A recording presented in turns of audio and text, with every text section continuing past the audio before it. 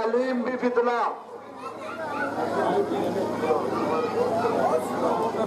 सलीम भाई से गुजारिश है कि वो स्टेज पर आए। सलीम भाई, हमारे दोस्त सलीम भाई से गुजारिश है कि स्टेज पर तशरीफ लाए। अल्लाह से करे दूर। हमारे हाफिज चांद साहब से गुजारिश है कि वो स्टेज पर आए। हाफिज चांद साहब, अल्लाह से करे दूर तो तालीम भी फितना। अल्लाह से करे दूर तो तालीम भी फितना, औलाद भी फितना, इमलाक भी फितना, जागीर भी फितना। ना हक के लिए उठे तो शमशीर भी फितना। शमशीर तो क्या, नारे तकबीर भी फितना। अल्लामा इकबाल ने कहा था कि नारे तकबीर मुसलमानों की कामयाबी के लिए लगाने का जरूरी है, ना कि अपने कहीं भी खड़े करने लगाने का नहीं है। जज्बाती तकारीर और अवाम को गुमराह करने की नापाक साजिश नहीं चलेगी।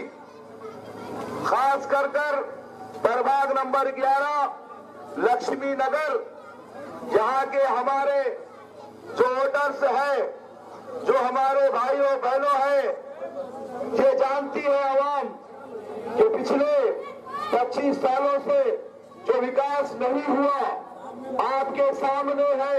कचरों के अंबार लगे हैं, नालियों में कचरा भरा हुआ है। देखिए, जब कभी बारिश होती है घरों में पानी आ जाता है। इसकी क्या इन्होंने सूरत हाल बनाकर रखी है। मैं पिछले वक्त के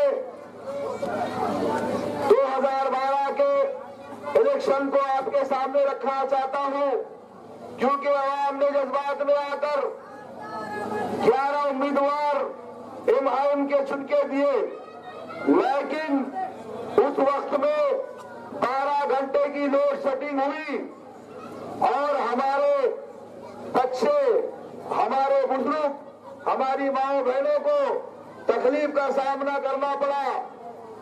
क्योंकि लोड शेडिंग जब होती है गर्मी के दिनों में, तो नींद की परेशानी, बच्चों के स्कूल को जाने की परेशानी, फजर की नमाज को उठने की परेशानी, क्योंकि रात में नींद नहीं होती, परेशानियों का मरकज बनाकर रखा।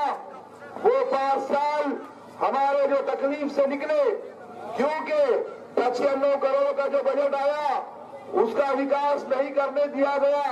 उसकी वजह क्या थी कि MIM के सीट चुनकर आए।